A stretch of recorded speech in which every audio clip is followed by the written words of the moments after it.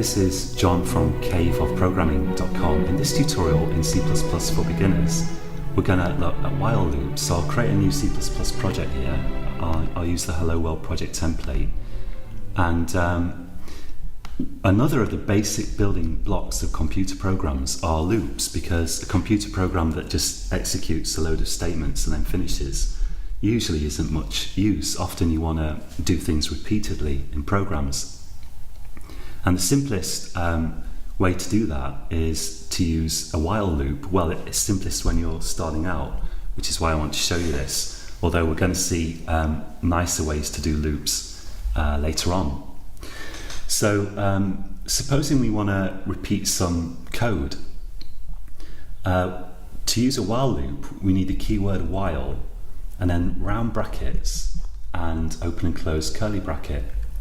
So this pattern is the same as for if, and just like with if, we need a condition in here. So let's take the simplest example to start with of an infinite loop. I'm going to write while true here. And what's going to happen here is the code that I type in here, however many lines this is, can be multiple lines, is going to execute as long as the condition in while is true, which it's always going to be true because the condition is literally the keyword true. So this is what we call an infinite loop. Let's run this. And normally in your programs, you want to avoid infinite loops, but I'm just going to show you this as a demo. So I'm going to click run. And let's hit this stop button here. But we can see we've got hello coming out over and over again. And it's going to keep doing that until it, forever, or until it crashes or something. So this isn't very useful. What's more useful is to be able to output your lines of code in here some particular number of times until something changes, or until some limit is reached or something like that. So let's take a look at a simple example of that in the rest of this tutorial. So how can we have a condition that's going to change? Well, let's suppose we want to output hello, I don't know, like 5 times. Let's have a counter here. I'm going to say int I equals 0. Now, I've said before that you shouldn't give variables single letter names in general, but we'll make an exception for loop counters because often when you have a loop, you need a counter that will count the number of times the loop executes. And it's very common in this case just to use the single letter, usually I, as your loop counter. But in general, you should give your variables more explicit names. And if even in a loop, if you can give a loop counter a more explicit name, then it's probably a good idea to do so. And we're going to say while I is less than 6, or we could say while I is less than or equal to 5, if we want this to execute 5 times. Now at the moment, this is still an infinite loop, so if I run this, it's just going to say hello, hello, hello over and over again.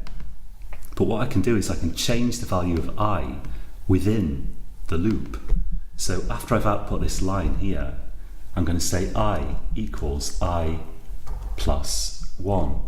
So remember, statements are evaluated from the right to the left, so it's going to take 1 and add it to I and store it back in I. And that means every time this code executes, the value of I increases by 1. And what's going to happen is, so the program will start from the top down, and it's going to get to the while, and it's going to say, is this condition true? And well, is I less than or equal to 5? Yes. So it's going to execute the code within the brackets. And then it's going to come back to here again, and it's going to say, is I less than or equal to 5? And it's still going to be true, so it's going to execute the code in the brackets again. Eventually, I is going to be equal to 6, and then it's going to say here, is I less than or equal to 5? No. So then the loop's going to stop, and it's going to execute whatever's down here. So let's output here program quitting, just so that we can see some stuff after the loop here. And now let's run this. Now is that right? In fact, this is going to execute 6 times, right? So let's run this. So we've got 1, 2, 3, 4, 5, 6. First time it executes, I is 0, and then it adds 1 to I, so I is 1. And then we run through 0, 1, 2, 3, 4, 5. So we've got 6 iterations here. For that reason, you often see in loops something like this. So you start I at 0, and you say while I is less than the limit that you want to reach, but less than it, because remember, you're going to execute it once when I is 0. So let's run that. So now we've got 5 iterations of the loop here.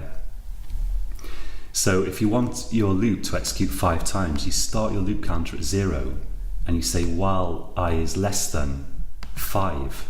That's the number of times you want it to iterate. To make it a little bit more clear what's happening here, let's also output the value of I here. Let's say I'll put a space there, and here I'll put I, and I need another put 2. And let's run that and see what that looks like. So here we can see that I was 0 to start with when this first executed this code, and then we added 1 to it here, and then the next time it executes it's 1. Finally it ends up being 4, and then when the loop executes again, so we execute this when the value of I is 4 down here, and then we're adding 1 to it, so now it's 5, and we check the condition again, and now this is false. I is not less than 5, so it doesn't execute anymore, so we get 0 through to 4 executing. Again, something that can be a little bit puzzling when you first see it, but you just need to type it out yourself a little bit, play around with it a little bit to fully comprehend what's going on here. I think that's all I want to show you in this tutorial. Yeah, there's one more little thing which is very, very useful. Instead of writing I equals I plus 1, there's a shorthand for this. We can just write I plus plus. And what that does is it increments I by 1. Let's put a comment. Increments I by 1. And that will do exactly the same thing, but it's just a little bit shorter than typing I equals I plus 1. And it's very common to see this plus plus operator when you're working with loops. So let's run that, and we get exactly the same results.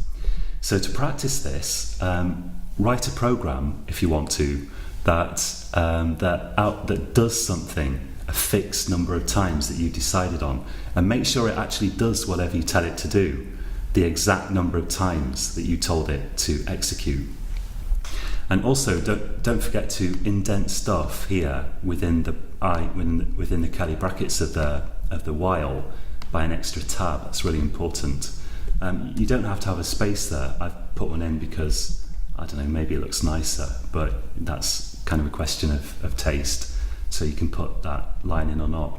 But as I mentioned before, if you have lots of stuff within your loop, then it's good to kind of split stuff up into logical blocks to help you read it. So that's it for this tutorial. In the next tutorial, we will probably look at do while, I think, and possibly at nesting stuff within loops, nesting if statements within loops, or certainly we're going to get onto that in the next few tutorials. So until next time, happy coding.